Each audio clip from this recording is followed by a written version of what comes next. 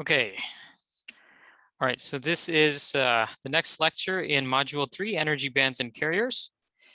And today we are going to cover electrons and holes. All right, so in this module we've been talking about how electrons are arranged in solid materials. Okay, we talked about individual atoms in Module 2. In Module 3, we're talking about solid materials, like materials that are crystalline. In the example of silicon, silicon forms covalent bonds with other neighboring silicons around it. So last time in class, we talked about how silicon bonds, how it forms molecular orbitals. And then we talked about the wave functions and energy states.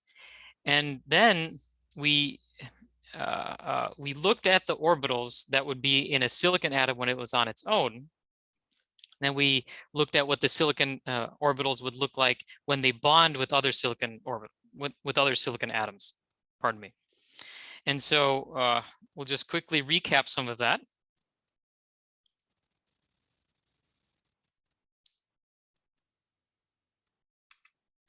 On its own, silicon forms these orbitals, the s orbital and the 3s orbital and the 3p orbitals.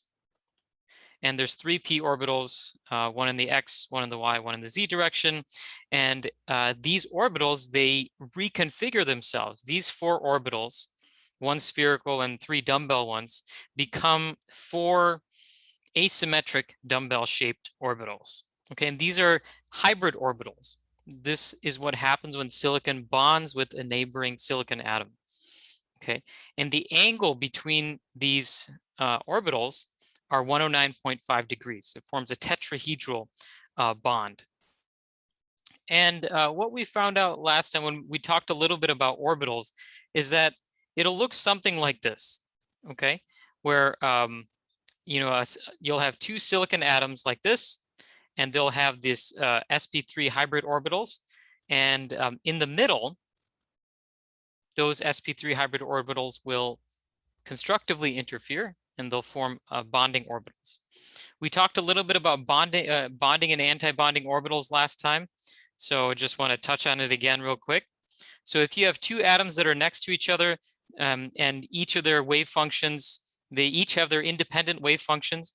When you bring the atoms together, the wave functions start to interact.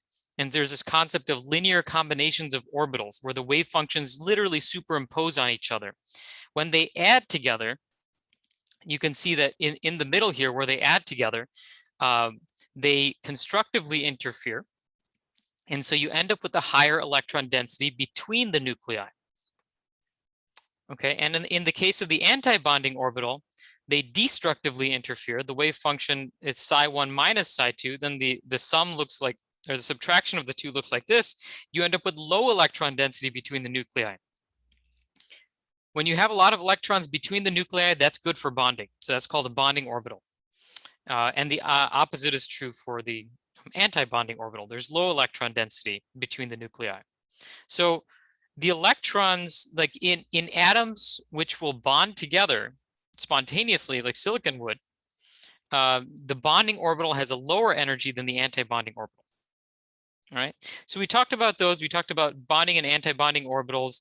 We said that, if you have an atom on its own, it has an energy state here. When you bring the atom close together, there's a split that occurs.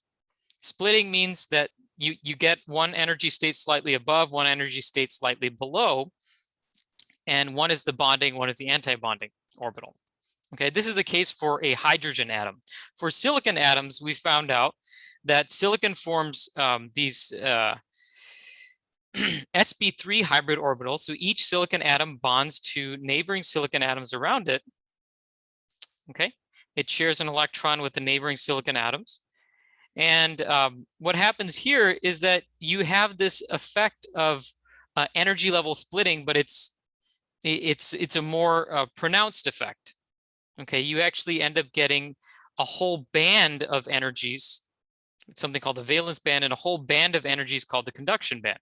And so that was kind of the origin of the energy levels. I'm going to just skip over that slide.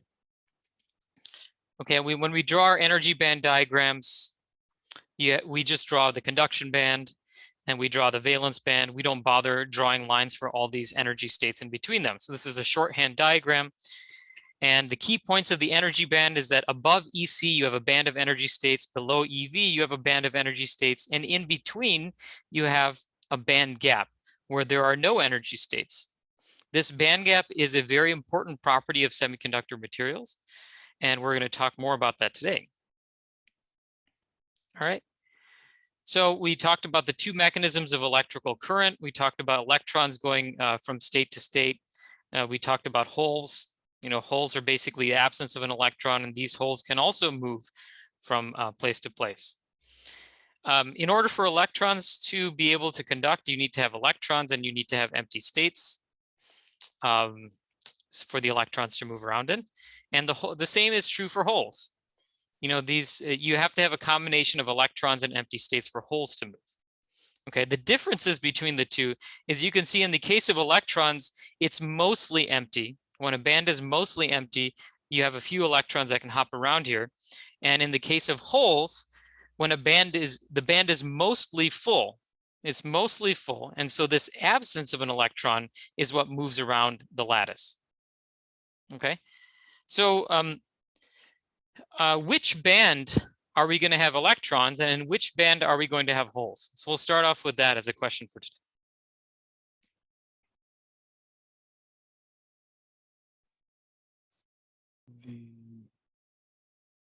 The valence should have more electrons and the conduction should have more holes. It is actually, well, okay, I see what you're saying there. You are correct that the conduction band is mostly empty, right? So there's the conduction band is mostly empty and the valence band is mostly full. Okay, we talk about that in this one. You know, the valence band is mostly full with electrons and the conduction band is mostly empty. But the subtle point I want to make here is that the carrier, the thing that the type of carrier that conducts electricity in a particular band is actually the opposite of what was said. And the electrons carry charge in the conduction band. Holes carry charge in the valence band. Okay. So Melvin brought up a really good point. It's a subtle point. So I want to make sure everybody understands this. The valence band is mostly filled. Okay. Mostly filled. There may be some electrons that go up into the conduction band. Okay. When that happens, then there are empty states in the valence band. So the valence band has a hole, and that hole can move about the valence band. The conduction band has this electron and a lot of empty states, so the electron is what moves around in the conduction band. Okay, subtle but important point. So we ended with this last time. We talked about the differences between insulators, semiconductors, and metals. Insulators might have a valence band and a conduction band with a large band gap. Semiconductors have a similar structure with a smaller band gap. Metals have overlapping or partially filled bands, which allows them to be which allows them to have many carriers, many empty states, and therefore they are always conductive. Okay. So what are we going to talk about today? Today we are going to talk about electrons and holes. The focus is going to be on electrons and holes, the two types of charge carriers. We will talk about intrinsic versus extrinsic semiconductors. So there's this concept of doping. You can have an N-type and a P-type semiconductor. An N-type semiconductor has a lot of electrons. A P-type semiconductor has a lot of holes. So we'll talk about how you make those types of things. Then we'll talk about the energy band and physical models for each one of those. We'll talk about typical dopants. I'm hoping we'll have time today to get into carrier concentration. So how do we calculate the concentration of electrons? How do we calculate the concentration of holes? This is important because this is what allows us to calculate how conductive a material is. So we're going to see that carrier concentrations ultimately is one of the factors that determine how conductive a material is. The more carriers you have, the more conductive the material is. Okay. So we probably won't get a chance to get to all these remaining ideas, so we'll probably get to that next class. Okay. All right. So let's start talking about charge carriers. Oh, there's one little topic we need to finish up from last time, band gaps of typical semiconductors. I mentioned band gaps are a very important property of semiconductors. So I thought I'd just put in the notes a list of common semiconductor materials and what their band gaps are. Okay, as we said before, the band gap of a material can be calculated using the Schrodinger equation. Okay, so that's how you find it out theoretically. And then if you want to confirm the band gap, experimentally confirm the band gap of a material, then you have to do certain types of experiments where you bombard the semiconductor with certain energies of light, and you look at what energy is required to produce electron hole pairs, and that can tell you the actual band gap of a material. We'll talk about that more in the next module. So semiconductor band gaps typically range from 0.1 to 4 electron volts, and band gaps for insulators are much larger. They're typically greater than 8 electron volts. Okay, the opposite is true for conductors. For conductors, the band gap is essentially 0 or very, very small. And because it's very small, the conductors conduct electricity under most circumstances. In semiconductors, these band gaps typically decrease with atomic size. So if we just look at the column 4 elements, you can make semiconductors out of carbon, silicon, and germanium. These are pretty common semiconductors to use in elemental form.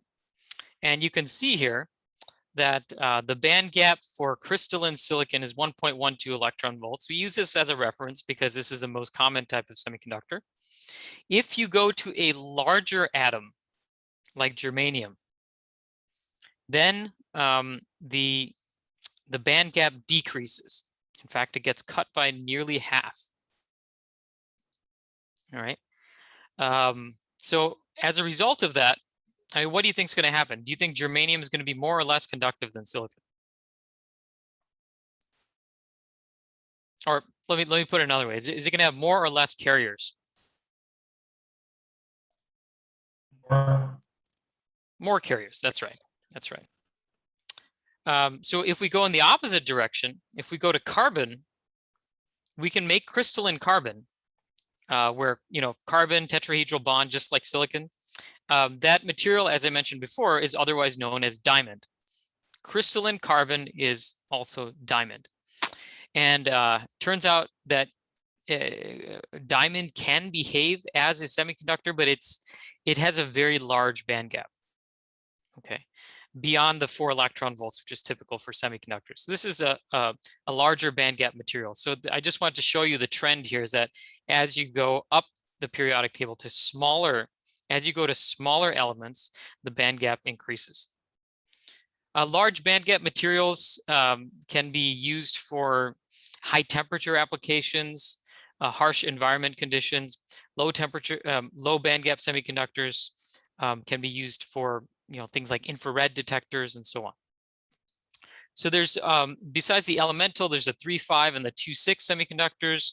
Gallium arsenide is a very common 3,5 material that has a band gap of 1.42 electron volts. Indium phosphide 1.27, indium arsenide 0.36, gallium phosphide 2.25. Look at this range of band gaps. The reason why this is important is because these 3,5 materials can be used to create LEDs, light emitting diodes. So I don't know if any of you have, does anyone have smart bulbs at home? The smart bulbs that generate different colors? Not me. How about like laser pointers, like green or blue or red laser pointers?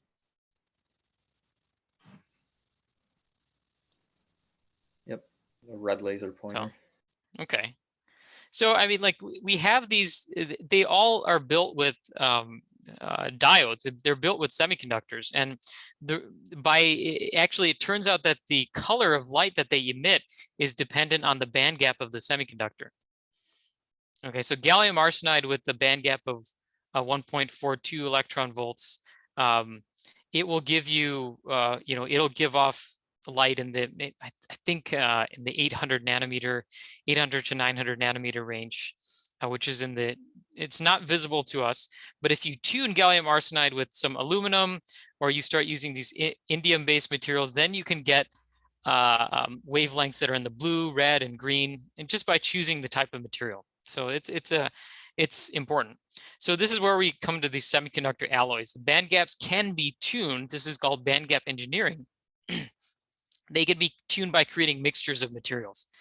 So let's say gallium arsenide has a band gap of 1.42 electron volts. Because of that, it emits light corresponding to 1.42 electron volts. We'll talk about this more in the next module. If we want to tune it, we can create a combination. Instead of just gallium for the 3 material, we can choose a combination of aluminum and gallium both. So we'll create a mixture of aluminum and gallium, and then combine that with the column 5 element. And so we can end up getting a range of different band gaps between 1.42 and 2.16 electron volts. So this is what's used to make a range of LED colors. All right, so now let's start our discussion on electrons and holes. So we'll start off with the concept of an electron-hole pair. And this is what happens in intrinsic semiconductors. Okay, so we're going to draw the energy band diagrams here at 0 Kelvin and at elevated temperatures. So at 0 Kelvin, the semiconductors act as insulators, as we talked about last time. So if we draw the energy band diagram, here's our conduction band, this is our valence band. Remember, we have a whole bunch of energy states above the conduction band. We have a whole bunch of energy states below the valence band. And we do not have energy states here. So as we talked about in class earlier today and in class last time, we think about the valence band being filled with electrons. And we think about the conduction band being mostly empty. Remember, electrons like to occupy the lowest energy state first. So it's occupying all the lower energy bonding orbitals, and they're not occupying the anti-bonding orbitals. If an electron is within this band, it is participating in a covalent bond, and it's helping keep the crystalline structure together. These electrons they don't move around as easily. The electrons up here, these are the electrons that may be, they are temporarily up here. In the conduction band, the electron is in the antibonding orbital, and these electrons are loosely bound to the lattice, meaning they can move around more easily. Okay, so at 0 Kelvin, the semiconductor acts as an insulator simply because all the electrons are in the valence band, all the empty spots are up in the conduction band. So this band is completely full, this band is completely empty. Neither can conduct electricity. But at elevated temperatures, as we saw last time, the electrons can move up from the valence band to the conduction band like this. And when they do so, notice that it creates both an electron in the conduction band and a hole in the valence band. So when this happens, when you form an electron-hole pair, this process is called carrier generation.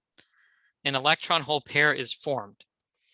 Now you have an electron in the conduction band that can bounce around, move around, conduct electricity up here. And then you have the hole that can move around in the valence band. Okay, so both bands are not now conductive. And the more, the more holes and electrons you have, the more holes that you have in the conduction band, the more conductive the conduction band becomes. The more holes you have in the valence band, the more conductive the valence band becomes. Okay, so we're very interested in calculating the concentration of electrons and holes. The concentration of electrons up in the conduction band, the concentration of holes in the valence band. So just showing more examples, you can have more, And one subtle point that I'd like for everyone to understand is that when an electron goes up into the conduction band, it doesn't stay there permanently. In fact, it stays there only for a very short period of time. Okay? Because remember, like an electron doesn't like being in a higher energy state. It would prefer to go to a lower energy state. So if an electron sees that there's a lower energy state nearby, it'll come back down. That process is called recombination, and we talk about that more in the next module.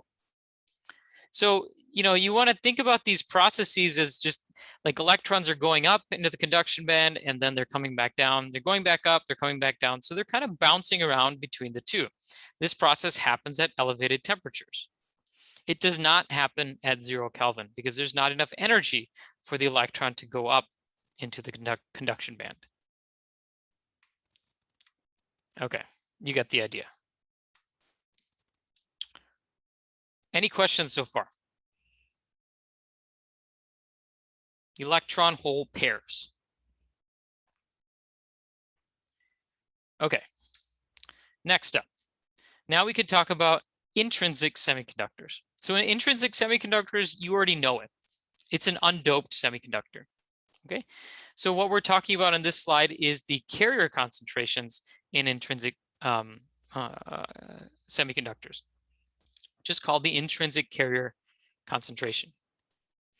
So an intrinsic semiconductor, there's no dopants, there's no defects. It's your standard silicon semiconductor crystal where you have all silicon atoms. Okay. So as we saw from this last picture here, if we have silicon, intrinsic silicon at room temperature, we are going to have some electrons and some holes. Okay. So we want to figure out what is the concentration of electrons and holes at a certain temperature for the intrinsic material. So the first relationship we want to understand here is this N equals P equals N sub I. The number of electrons is equal to the number of holes, and that is equal to something that we define as the intrinsic carrier concentration. The units for this is 1 over centimeter cubed. So the way to think about this is that if you cut out a 1 by 1 by 1 centimeter cube of material, how many electrons or holes would you have in that cube? Okay. So first trivia question or second trivia question of the day is, why is N equal to P? Why are these two equal to each other?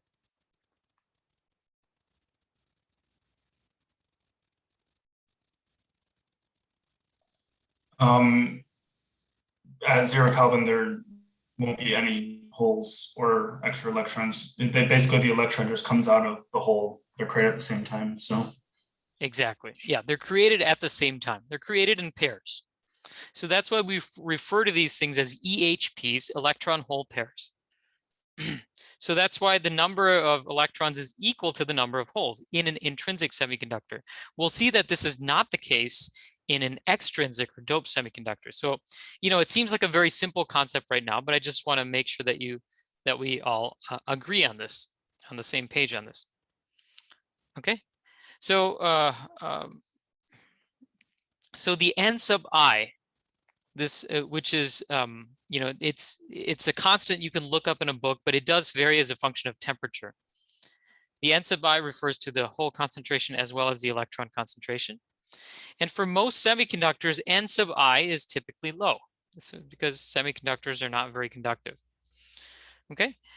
How do you think N sub I would be different in silicon versus carbon? Silicon had a band gap of 1.12 electron volts. Carbon had a band gap of over 5, somewhere around 5 electron volts. So which one's going to have the larger N sub I?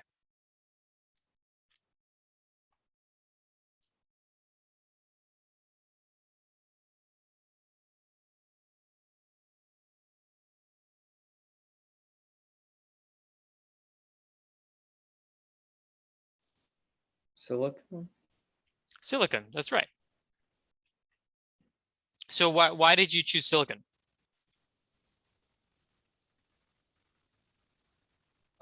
Since it does have a smaller band gap, is it just easier for the electron hole pairs to be Yes, created. that's right. A smaller band gap means it's a smaller band gap. Remember, this is the band gap here.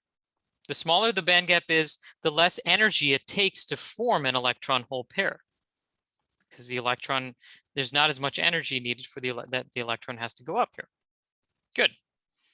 So yes, lower band gap materials will typically have a larger intrinsic carrier concentration.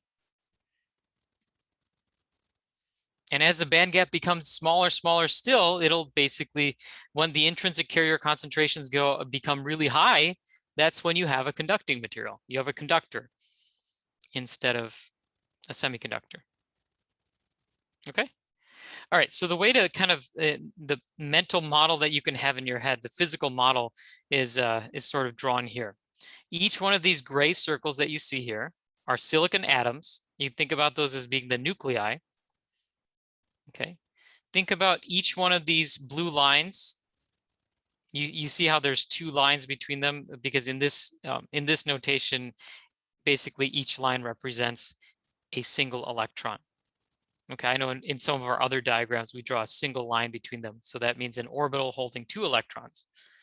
But in this diagram, each line represents a single electron. These lines are the ones that are participating in covalent bonds. So think about this as being one of the electrons in the valence band. Here's an electron that's in the valence band. Okay. If an electron goes to the conduction band, that's what this guy is here. Notice it's an electron that is not participating in a covalent bond. And that's the difference. You know, I want you to see that it's pretty straightforward, but it's just seeing this, the correspondence between the energy band diagram and the physical model. An electron that's up in the conduction band is an electron that is loosely bound to the lattice. It is not participating in a covalent bond. Okay, so this is how we draw it.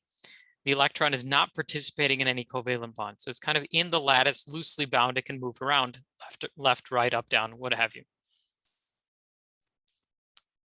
An electron that is participating in a covalent bond is shown just with this blue line here.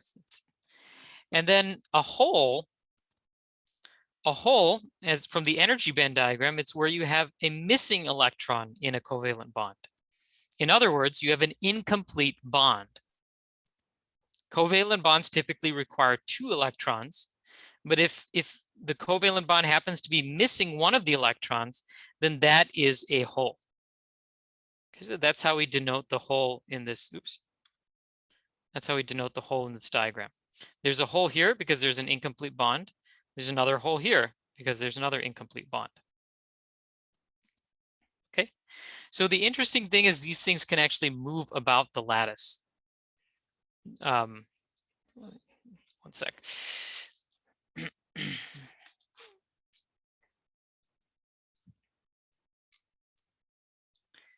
Just like the electron can kind of hop from place to place, you know, it can go in different directions.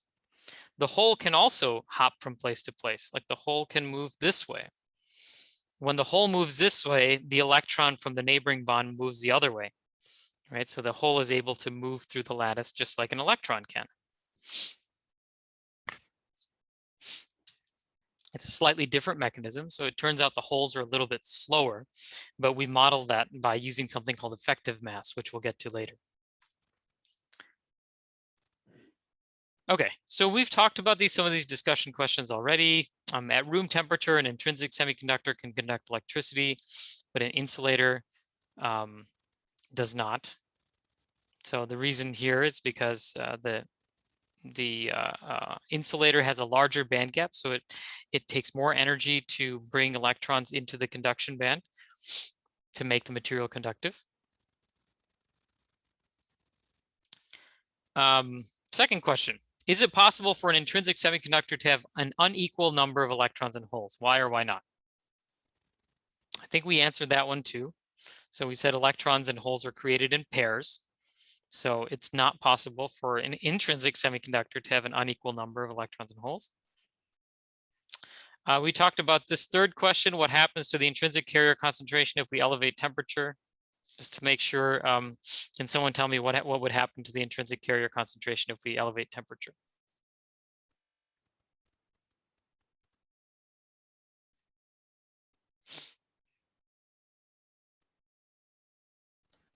Would it increase? Yep, you got it. And why would it increase?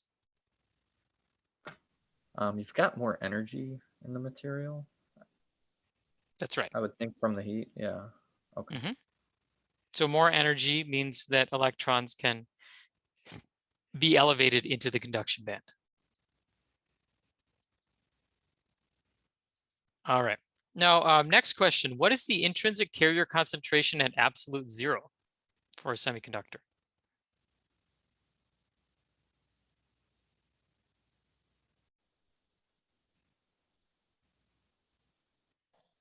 Zero. Zero. That's right. No electrons and no holes at absolute zero. Good. This is a more, it's a bit of a tricky question, but it is something that we've discussed. Think about this for a minute. So recall that at a non-zero temperature, electron hole pairs are constantly being created. So if electron hole pairs are constantly being created, why isn't the carrier concentration basically just by some time it ends up going to infinity? Or like all your electrons end up going into the conduction band? Because they recombine. Because they recombine, that's right. The electron hole pairs are being generated, but then they're also recombining, right? But at elevated temperatures, on average, you still have more electrons in the conduction band compared to lower temperatures.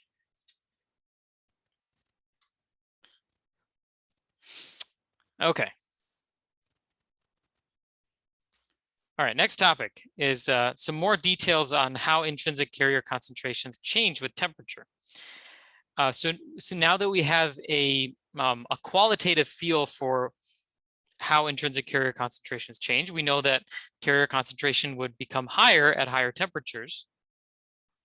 So this equation actually describes it. Okay, we're not going to derive this equation, but I want you to see the different parts of it. Okay, the intrinsic carrier concentration as a function of temperature is equal to 2 times 2 pi kT over h squared to the power of 3/2. Notice that temperature is here in the equation. Okay, so there's a 3/2 dependent, there's a 3/2 power dependence of temperature here. This K is the Boltzmann constant. We've talked about that before here. And then H, you know, is the Planck's constant. Here, it's multiplied by the effective mass of electrons, the effective mass of holes to the power of 3/4. We'll get into that a little bit later. And then this next term is also temperature dependent, e to the negative Eg over 2 kT. All right, so there's actually two temperature terms in this equation. So anything that you have to the power of 3/2, what's going to happen? Like if you increase temperature, is this term going to go up or down?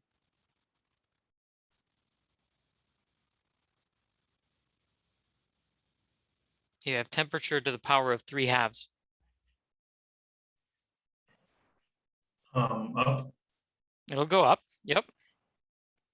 So this agrees with our mental model that higher temperatures, higher intrinsic carrier concentrations.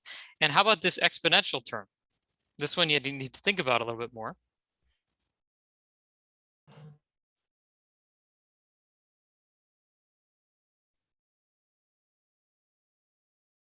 Will it go towards 1? It won't asymptote actually. It actually just, you know, you can think about it going towards 0 or going towards infinity. Does the negative term, it becomes smaller. So it becomes e to the minus, the number is smaller. So is it going up? Yeah, it actually goes up. Yep, you got it, Janan. Right. So e to the negative something, right? Like as whatever's in the exponent here, if this increases, then the exponential term drops towards 0 very rapidly. Okay. On the other hand, if this term decreases, then the exponential term goes in the opposite direction. It starts going up. The t's in the denominator, right? So larger temperature is going to basically make this exponential term go higher. All right, so because we have these two dependencies here on temperature, we would often just draw these out on a graph so that you can see them in an intuitive fashion. And in this graph, you're going to notice that there's the graph is a little bit funky in how it's done. There's a reason for that, though. First of all, the Ni, the intrinsic carrier concentration, is on a log scale. You see the 10 to the 6th, 10 to the 8th, 10 to the 10th, and so on. This is on a log scale. The x-axis is 1,000 divided by the temperature. Okay.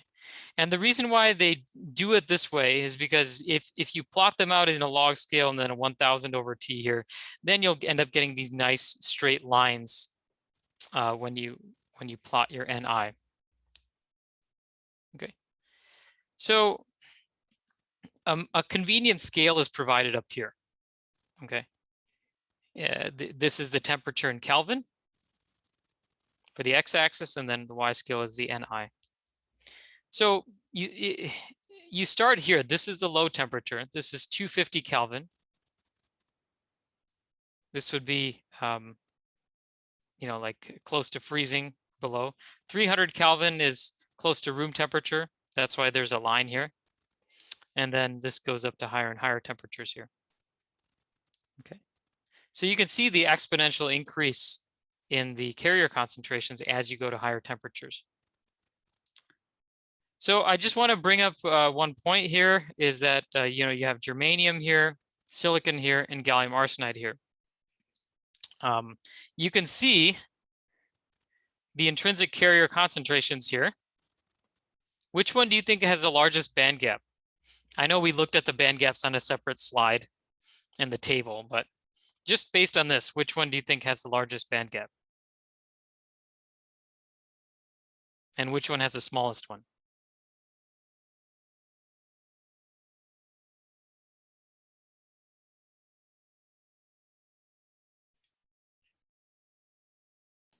With the largest band gap corresponds to a lower intrinsic carrier concentration, so it will be Yep. the gallium arsenide. Yep. And then the smallest would be the germanium. Yep, you got it. You got it. Great. Excellent. You can see that the band gap, just to give you a sense of scale, which is kind of interesting here, is that we compare the band gaps for silicon, gallium arsenide, and germanium. Germanium has about half the band gap of silicon, and then gallium arsenide has 1.42 electron volts versus 1.12 for silicon. So it's about maybe 30%, 30% higher, so 20-30% higher. But look at the differences in the carrier concentrations. Intrinsic carrier concentrations is for germanium, the band gap difference is 50%, but the difference in intrinsic carrier concentration is 3 orders of magnitude. Okay. So besides the temperature, the intent of this slide is to show you the temperature dependence of intrinsic carrier concentration. So you can see that very clearly here. But I also want to impress upon you that it also depends very significantly on the band gap, because the band gap is in this exponential as well. All right, so just to, doubling the band gap going from germanium to silicon reduces the carrier concentration by 3 orders of magnitude. And then going from silicon to gallium arsenide, when you increase the band gap by maybe about like 30% or so, that results in 4 orders of magnitude change in the carrier concentration. So it's quite significant. Small changes in band gap can make a big difference in carrier concentration. Okay, this table is for your reference. It is from Professor Bart Zebroik from University of Colorado. So he has a really nice online book on properties of semiconductors. So I really like his site. So I just took these slides from there, or these numbers, I should say. So again, this is just comparing some of the properties of germanium, silicon, and gallium arsenide. You saw the band gaps on the previous slide, 0.66, 1.12, and 1.4. Intrinsic carrier concentrations, you can see are very significantly related to the band gap. And then these are some additional properties, effective mass for density of states calculations, effective mass for conductivity calculations. We're going to get into that a little bit later.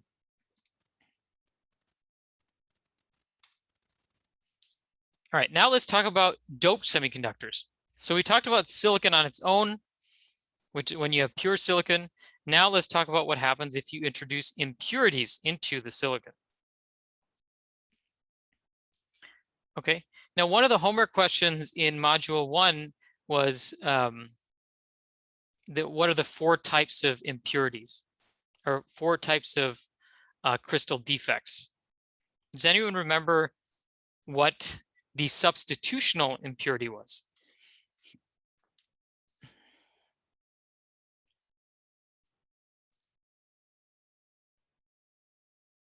Where you would typically have a silicon atom, you would have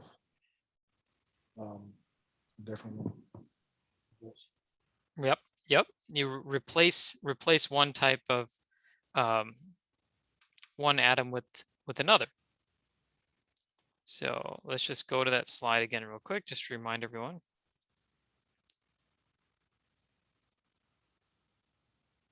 So this is a slide on crystal defects. So one of the types of defects that you can have is a substitutional impurity, where an impurity atom replaces another atom. So imagine that silicon, which is bonded to 4 other silicon atoms around it, let's say we replace that silicon with a dopant. Okay, that's what a dopant is. It's replacing the silicon atom. So there's 2 types of dopants that we can have. Okay, one is called an N-type dopant. In an N-type dopant, we will throw in column 5 elements, such as phosphorus, arsenide, and these atoms will donate an extra electron into the lattice. So this will increase the electron concentration in the conduction band. And that type of semiconductor will be called N-type. Okay. Then the opposite, we can do the opposite as well. Instead of using a column 5 element, which has an extra electron, we could instead dope it with a column 3 element, which has 1 less electron. Examples of column 3 elements might be boron and aluminum. Sorry about that. Okay, so it turns out that when you replace column 4 with a column 3 element, you have 1 less electron. This increases the whole concentration in the valence band. So we're going to talk in detail about how the donors and acceptors work. Okay. All right, so we're going to talk about the energy band model, and then we're also going to talk about the physical model. You're going to see this is a theme throughout this course. Whenever we have any kind of semiconductor phenomena that's happening, I would like you to understand the energy band model, and I want you to understand the physical model. Both of those models I want you to have in your head, and how they relate to each other, because they're 2 different languages for expressing the same concept. And you're going to find that a certain language is easier. Energy band diagrams make more sense to you when you're explaining certain phenomena. Maybe the physical model makes more sense when you're trying to understand other phenomena. Okay, but there's a direct correspondence between the 2. Okay, so starting with doping. we'll start with the energy band model.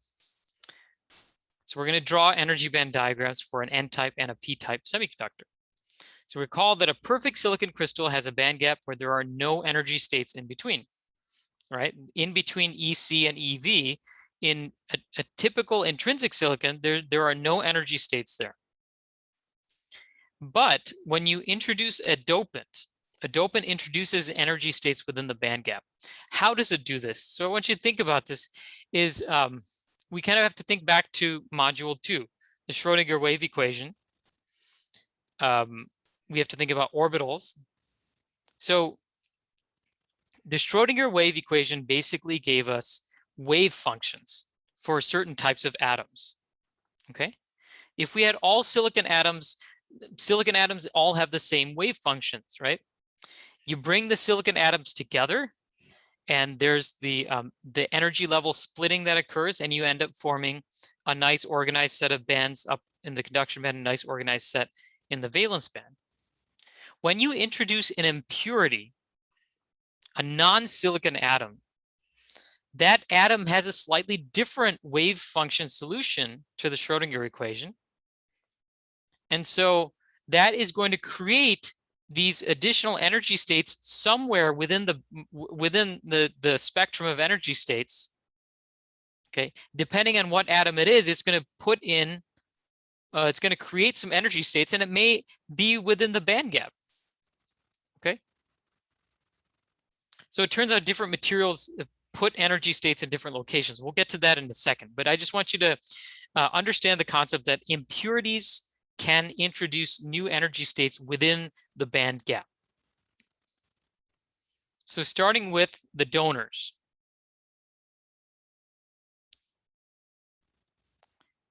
Okay, so a donor atom, a column 5 element like phosphorus, introduces an energy state, an energy level ED, which is close to the conduction band, but just below it. Okay. So within those energy states, it also brings electrons with it.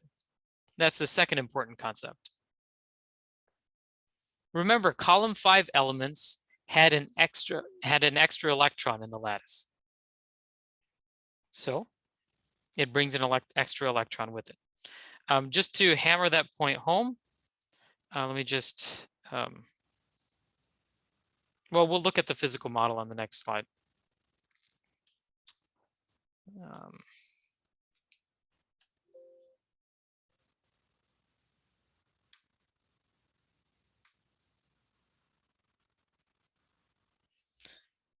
right, I'll just draw this out just to be.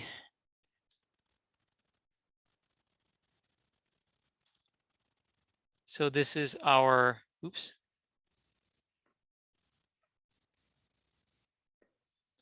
This is our dot diagram here, or ball and stick model. Okay, this is a typical silicon bonded with extra silicon atoms around it. If we throw a phosphorus in here, this is what it's going to look like. The phosphorus is going to have 5 electrons instead of 4. So let's assume that the neighboring silicon atoms form covalent bonds with the phosphorus. And guess what? The phosphorus still has this extra electron left over. That extra electron is loosely bound to the lattice. And I want you to now think about this in terms of an energy band diagram. This phosphorus is bringing an extra electron with it. Okay, and those extra electrons are introduced into this energy state, which is just below the conduction band.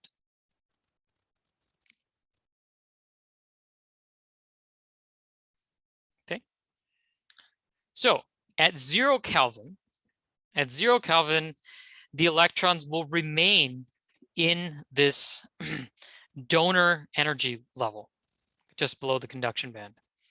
In this case, the material is not conductive. It's not conductive. This band, the valence band, is completely full.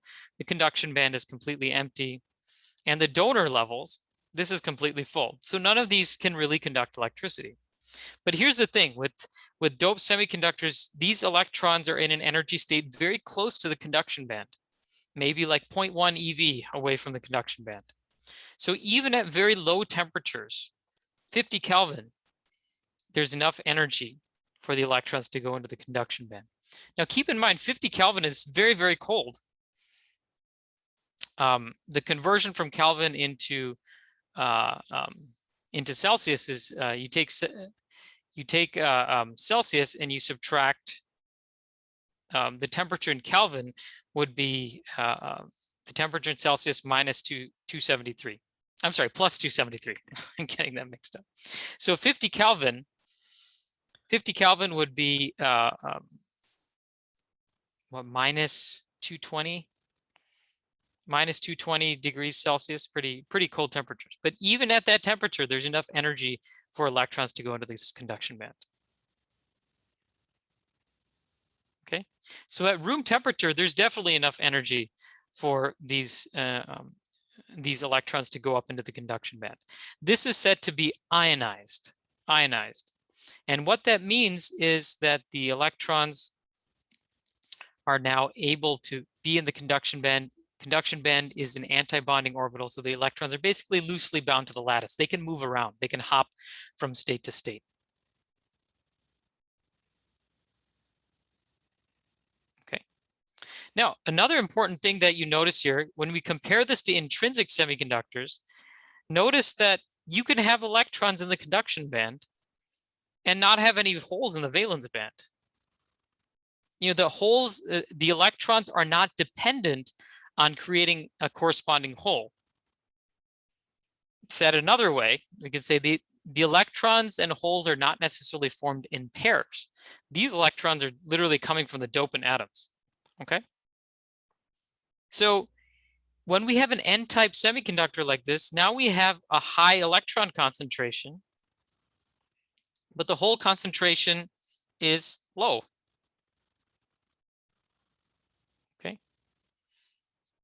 So that's the key difference with extrinsic semiconductors. We're able to increase one type of carrier, right? And we don't have to, since they're not created in pairs, we're not also increasing the other type of carrier at the same time. In fact, they actually go in the opposite direction, as we'll find out. Okay, so next one is the acceptors. So with the acceptors, we can think about, so this is an N-type. So this is a donor.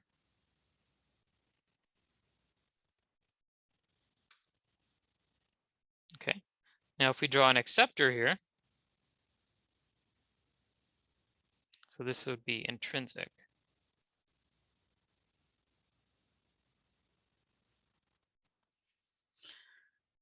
So let's say the silicon is replaced with boron, which is a column 3 element. Boron has 3 electrons in its outer shell.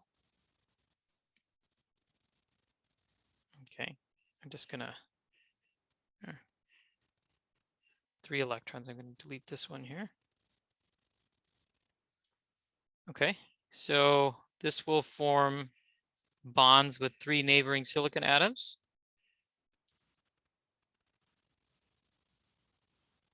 Covalent bond formed here, covalent bond formed here.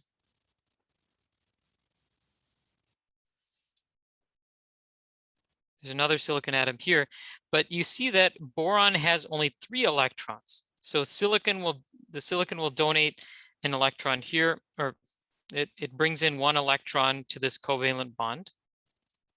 But the boron is not doing his job in this. So this becomes a hole, which is an incomplete covalent bond. And as we said before, you know, where the electrons have a net negative charge, the holes have a net positive charge. So in the energy band model, this is what it looks like. The acceptors introduce unoccupied energy levels near the valence band. Okay, so the donors put in electrons at a donor state close to the conduction band, And the acceptors, there's two differences. Number one, the location of the energy state is close to the valence band instead of the conduction band. Okay, a column 3 element will do this. The second thing is the acceptor is not bringing any electrons with it. Okay, so it's introducing a new energy state here, but it's not bringing any electrons. What happens in a p-type semiconductor is that the electrons from the valence band go up into this acceptor state. Okay, even at low temperatures, at temperatures of maybe 50 Kelvin. And that creates holes in the valence band. Holes in the valence band. All right, so essentially this is doing the opposite of what the donor is doing. Okay, so when this happens, the valence band becomes conductive. The conduction band still has like low electron, low to none electrons up here. Okay, so when we do the acceptors, we're basically increasing the hole concentration and the electron concentration. Actually, as we'll talk about later, it goes down.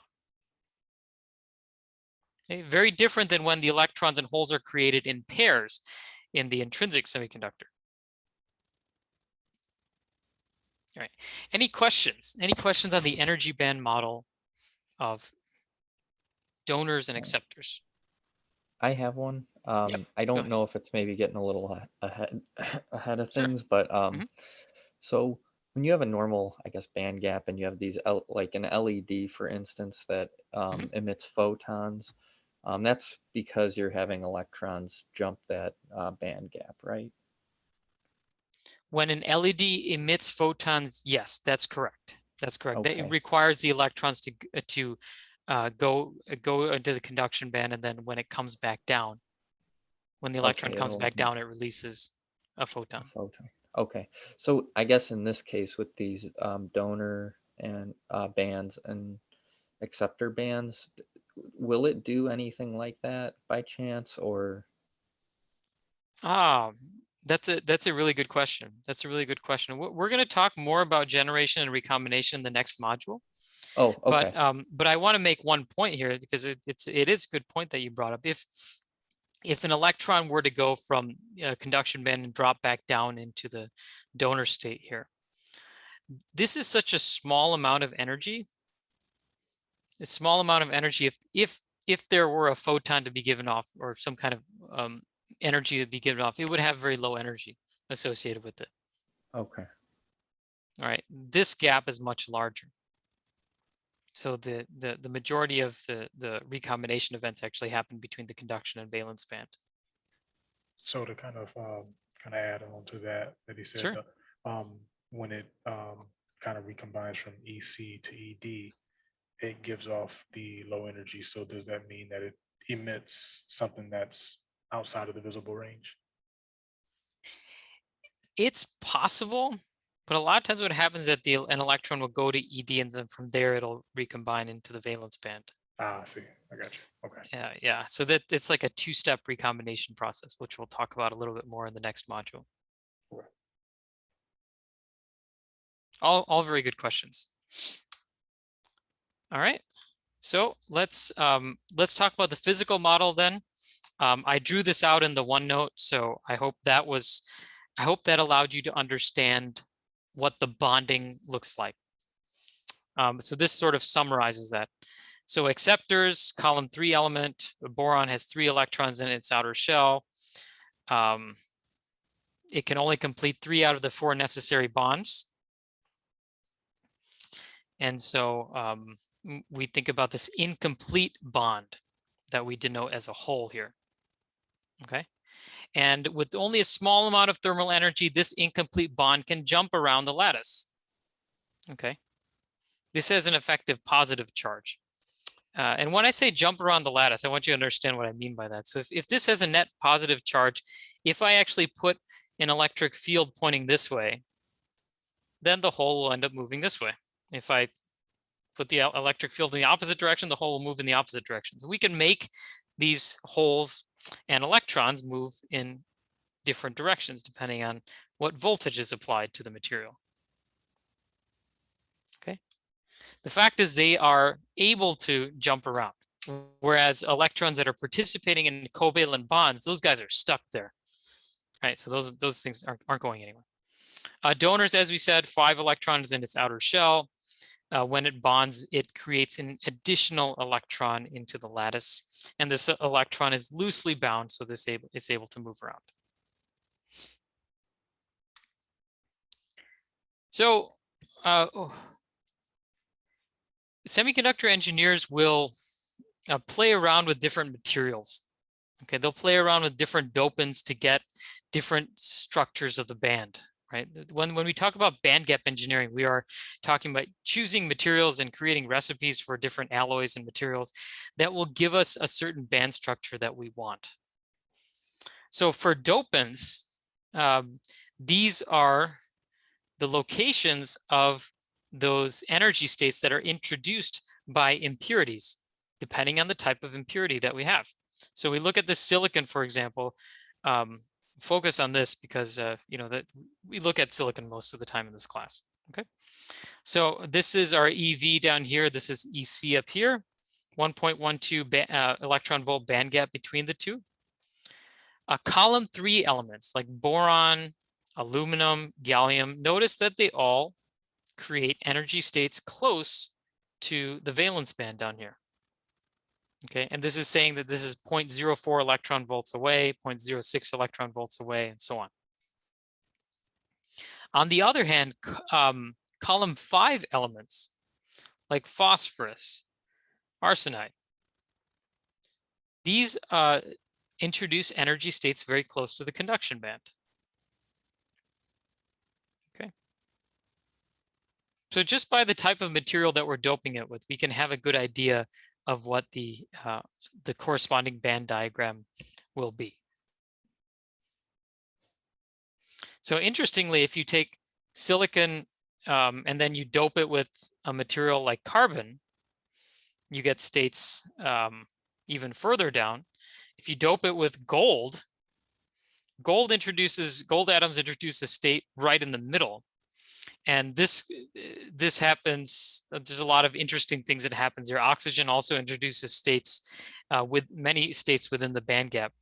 So these states are sometimes called traps because they can trap, you know, as an electron is going from a lower energy to a higher energy state, it can actually trap and go into one of these states. Now, these states are they're not bands, so these states can't conduct electricity. The electricity conduction is happening either in the conduction band or in the valence band. So these trap states are not necessarily for electricity conduction. They're used for other effects. Okay, and in fact, I know some types of memristors actually use oxygen vacancies to create a memory effect, which is pretty neat. Pretty cool. These oxygen vacancies, they alter they can actually be created by running a current through the material, and then it changes the resistance. So it's a way to write and read a bit of information. So, but anyway, but the point is these you know, different materials that you dope it with can actually create additional energy states, which changes the properties of the material. All right, so now let's talk about calculating carrier concentrations. So this is very important. So our goal here is that we would like to calculate the concentration of electrons and the concentration of holes. How many electrons do we have in the conduction band? How many holes do we have in the valence band? This is what's going to tell us how conductive our material is. Conductivity, it'll give us the conductivity of the material. And then ultimately from conductivity, we can calculate the resistance of the material. If we want to make a little resistor out of a semiconductor, this is how we do it. Okay. So the way that we calculate carrier concentrations is we use a statistical approach. And this statistical approach, we consider two things. We consider how many available states are there, And what is the likelihood of finding a carrier in each of the energy states? This first item is called the density of states. The second item is called the Fermi Dirac distribution. So in order to understand how this works, I like to describe a parking lot analogy. So think about something like this. This is just a photo that I found off Flickr. Fortunately, some of these very nice photographers, they have Creative Commons license, so you're free to use. So this analogy, this parking lot analogy, is we were thinking about the electron like a car. We want to know what is the concentration of cars that we have in the parking lot, or how many cars do we have in the parking lot. One way we could do it is by looking at this picture and literally counting up every single car that's there. That's one way to calculate it. Another way to calculate it is to say, like, okay, how many parking spaces are there? So this is a parking space. So a car represents an electron here. A parking space represents an empty state. Okay, electrons like to occupy empty states. So that's what the analogy is here. But let's back up again for a second. So we're interested in knowing how many electrons are occupying the states in the parking lot. So the first question we can ask is, how many available states are there? Okay, so we can think about how many parking spots do we have? And then ask the question, what percentage of those parking spots are full? What is the likelihood of finding a carrier in each of the energy states? So the likelihood that this parking spot is occupied. This is further complicated by another aspect here. Okay, and the analogy that I'm going to talk about here is let's say this is a Costco parking lot. It's not, but let's say it is. Let's say the Costco building is right here. All right, does it make sense that the cars are parked close to the, everyone wants to park as close to the entrance as possible so they don't have to walk as much, right? So this axis here is going to be our energy axis. Okay, I know this seems kind of like hokey, but to me it actually is a good analogy for electrons and empty states. Okay, so again, I'll just say, like, think about cars as the electrons. The cars can occupy a state.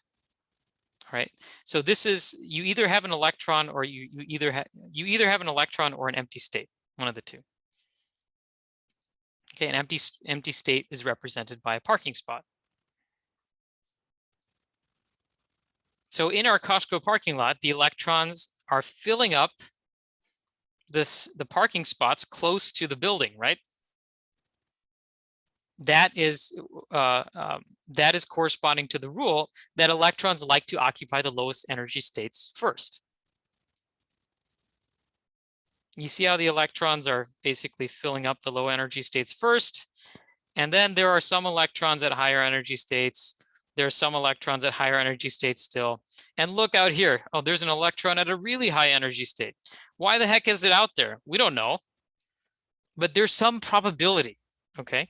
There's some probability that, yes, you could get an electron that's at a very high energy state up there. It's a low probability. There's a much higher probability that the parking space here is full, but there's still some non-zero probability that a parking space way out there is also occupied.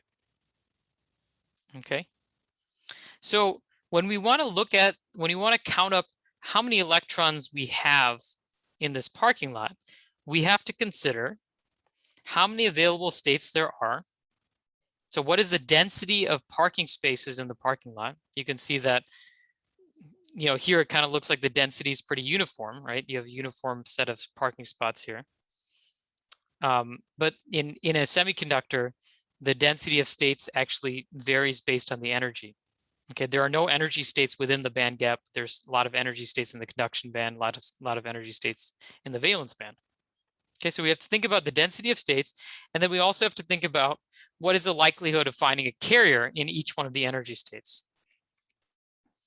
Okay, we're going to talk about this one first, the Fermi Dirac distribution. And the intuition behind the Fermi Dirac distribution is actually pretty straightforward. It's just what I said before. Electrons prefer to occupy lower energy states. Okay, your electrons are occupying lower energy states. Yes, there's some, but there's also some non-zero probability that an electron might occupy a high energy state. Okay. So the Fermi Dirac distribution looks like this. It's an equation that tells us the probability that a parking spot is full. In other words, the probability that an available energy state at some energy level E is occupied by an electron. So if we were to think about our parking lot analogy, the Fermi Dirac equation would tell us at a certain energy E, so at a certain distance from the Costco building, there's a certain probability that the parking spot is going to be occupied. Close to the building, the Fermi Dirac distribution is going to be close to 1 because there's close to 100% probability that the states near the building are full. But by the time we get out here, the farther and farther away we go, that probability is going to drop towards 0. Less probability that the state is full. Okay, so it transitions, the Fermi function is going to transition from 100% probability to basically 0% probability. And that's what this Fermi function is showing. This is the energy on the x-axis. So you can think about this as the distance from the Costco building. And the f of E here is the probability. You can see that when you're very close, when you're at low energies, the probability is 1. As you go to higher and higher energy states, boom, the Fermi function drops to 0. Where does it drop? Turns out it drops at this an important energy called the Fermi level. Okay, and the Fermi level is basically the way to think about the Fermi level. It's the 50%. It's a 50% mark. Okay, so if we're thinking about the cars here, it would be the energy at which 50% of the cars, or I'm sorry, it would be the energy at which the probability of finding a car at a particular parking spot is 50%. Okay, if I restate it another way, if I were to draw, let's say we draw like EF here. Okay, this is E sub F. So any parking spot that is at E sub F would have a 50% probability of finding an electron. And you can kind of see that in this picture here. You know, there's 1, 2, 3, 4 empty spots and 1, 2, 3, 4 full spots. Oh, and then you have some more full spots here. So maybe the Fermi level would be slightly above that, you know. But it's basically the energy at which the probability of finding an electron is 50%. Okay, so the Fermi function is 1/2. So it's just a function that basically looks like this. Okay, at 0 Kelvin, it is a sharp drop off. At 0 Kelvin, it's 1 below the Fermi level, and it goes to 0 above the Fermi level. So it's a square function. Okay, now I just want to point out at 0 Kelvin, we'll look at the equation in just a second. Let's look at the equation right now. Actually, the Fermi function, the probability of finding an electron, is equal to 1 over 1 plus e to the e minus ef over kt. Okay, so what are the different elements here? E is, you know, exponential. E is the energy at which you are trying to calculate the probability. So it's some spot on this x-axis, some energy.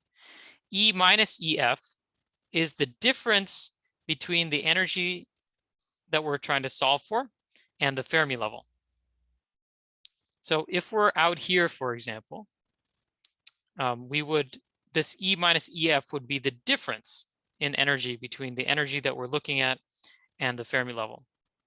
So a lot of times students ask me like, well, we'll do an example. This will make sense once we do that.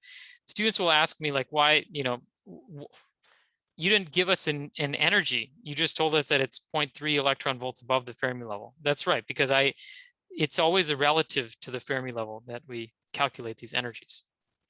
Divided by KT in the denominator, okay?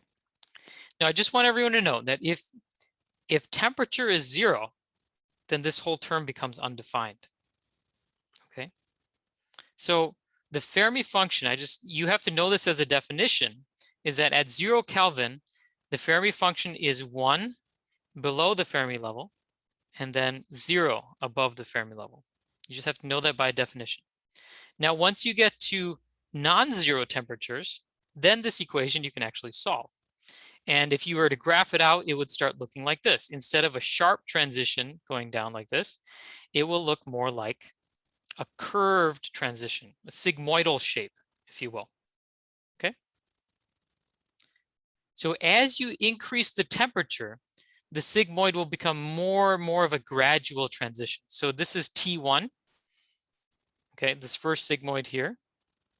And then T2 is that at a higher temperature, you can see that it becomes more of a gradual, a gentle transition from 1 to 0. Okay, so that's the way to think about the Fermi function. The Fermi function gives you the probability of finding an electron at a certain level of energy. And if you want to find the probability of finding a hole, it's just 1 minus the Fermi function. Right? So as an example, let's say the probability of finding an electron at a certain energy state is 3%. Then the probability of finding a hole is 97%. Right? It's just 1 minus it.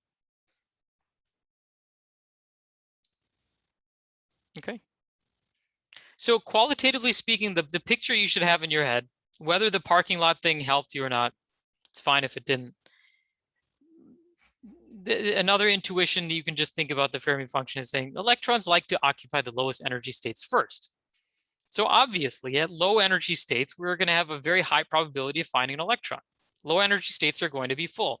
That's why the Fermi function is 100% at low energy states. At high energy states, we're less likely to find an electron. That's why it drops to 0. Okay, the Fermi function is just describing the transition zone that happens at near an energy called the Fermi level. And this Fermi level is something that depends on doping, as we're going to find out.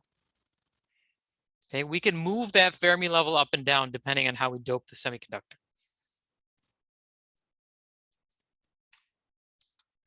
Okay, so let's get into that then. Visualizing the Fermi, the electron distribution and the Fermi level. So in an intrinsic semiconductor, so we'll start with this one here. Okay. Let me just start by saying the punchline, okay? The punchline is that in intrinsic semiconductor, the Fermi level is basically in between EC and EV. Okay, halfway between. In an N-type semiconductor, the Fermi level moves up. It's closer to the conduction band, farther away from the valence band. Okay, by doping the semiconductor, we effectively move this Fermi level up. And in a p-type semiconductor, when we dope it with the column 3 element, we move the Fermi level down. So the Fermi level is closer to the valence band. Okay, so that's really the punchline. Now, there's some subtleties that I want you to understand and see from this. So now we'll go into the details here. Okay, if we look at an intrinsic semiconductor, the Fermi level is right in between, at the midpoint between EC and EV. Now, when we look at the Fermi function, okay, this graph is sometimes confusing because we're taking the Fermi Dirac distribution here. The x-axis is E, and the y-axis is the Fermi function, the probability. Okay, we're taking this, we're going to rotate it 90 degrees. So now you see that this is the energy. This is the E up here. And then this is the probability of finding an electron, f of E, the Fermi function. And that's pointed in this direction. Okay, that's the first thing that sometimes confuses students. And next to that, we're drawing the energy band diagram so that you can see the position of the Fermi level. Okay. All right, so the intuition again is that below the Fermi level, most of the states are full. Above the Fermi level, most of the states are empty. So when you have a situation where the Fermi level is in the middle, we actually have to draw the Fermi function out like this. And you can see kind of like one point here.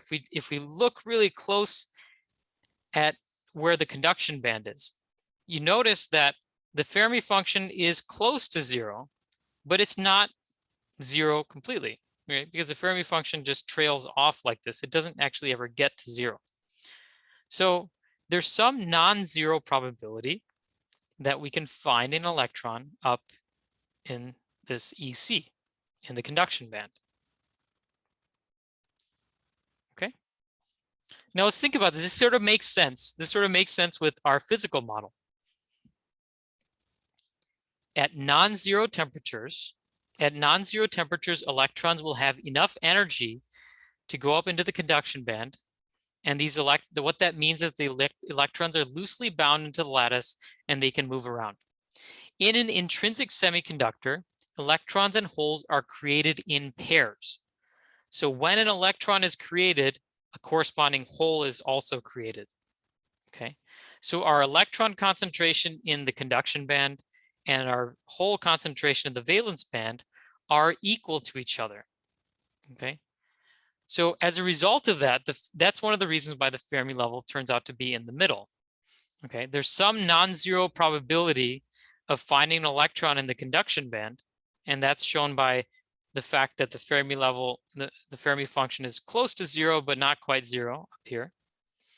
And then if we looked at the other end, if we looked at the valence band end of things, we would see that the Fermi function is very close to 1, but not quite 1. Okay. So we can use the Fermi function to calculate the hole concentration, or the likelihood of finding a hole.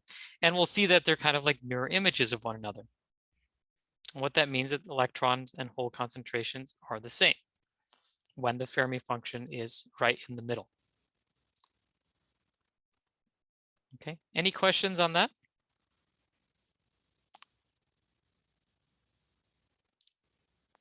Okay, so now let's look at the non-symmetric case. The first non-symmetric case we look at is the n-type. This is where the Fermi level, when you dope a semiconductor material, the Fermi level moves upwards. And now you can see, compared to before our probability of finding an electron was small but non-zero up in the conduction band. Now you can see that the probability of finding an electron is larger than it was before. You know, there's only a small probability here, larger probability here. So that means you're going to have more electrons in the conduction band. Okay, the fact that the Fermi level shifted upwards meant that there's a higher probability of finding an electron in the conduction band. Conversely, in the valence band, now the Fermi, this line has shifted upwards. So now this line here is even closer to 1 than it was in the case of the intrinsic semiconductor. So when it's basically 1, the probability of finding an electron is 1, then the probability of finding a hole just becomes this very, very small. It goes towards 0. So in the case of an n-type semiconductor, you have a high electron concentration and a low hole concentration. Okay, this is the important thing I want you to remember about doping. When you dope at n-type, electron concentration goes up, hole concentration comes down. In a p-type semiconductor, the opposite happens. Hole concentration goes up, electron concentration comes down. Okay, so it's like a seesaw. And in the intrinsic case, where there's no doping at all, the electron and hole concentrations are balanced. Okay. So just for completeness sake, we're talking about the p-type semiconductor here. The Fermi level is closer to the valence band. And so what you can see here from the Fermi function is that the Fermi function is that the 1 minus f of e, which is the probability of finding a hole, is larger in the p-type case than it was in the intrinsic case. Okay. So there's a higher likelihood of finding holes in the valence band, less likelihood of finding electrons in the conduction band. Okay, so that's the seesaw that I described. Okay, and this text just summarizes what we just talked about. Okay, so I think we have time to just do some discussion on this slide here. So which of these acts as a metal, which of these acts as an insulator, which of them acts as a semiconductor? So we have 3 arbitrary materials with different bands, band 1, band 2, band 3. Remember that I haven't told you what types of materials these are. They just have multiple bands, energy bands, and the Fermi level is positioned in different spots within the band structure. So I want you to use your knowledge of the Fermi level to determine which material is a metal, which one's an insulator, and which one's a semiconductor.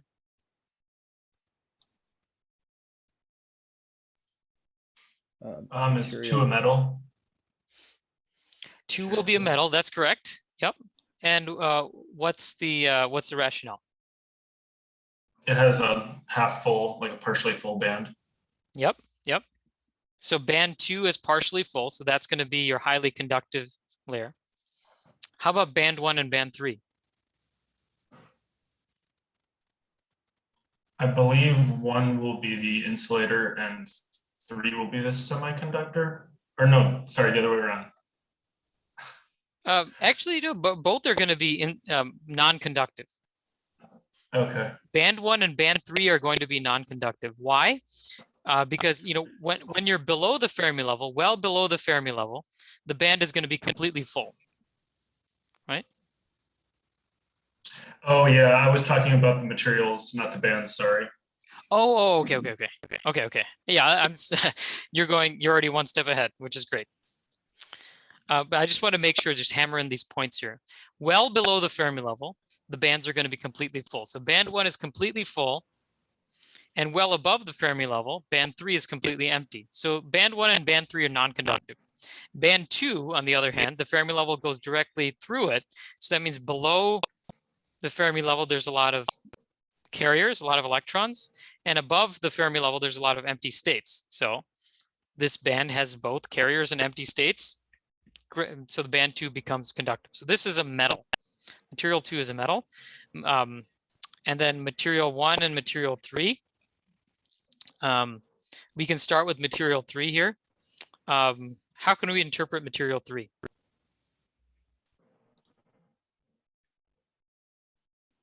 It has a large band gap. Large band gap, yep. Mhm. And so if we look at each of the 3 bands, which will be conductive and which ones won't be? Which ones will be and which ones won't be?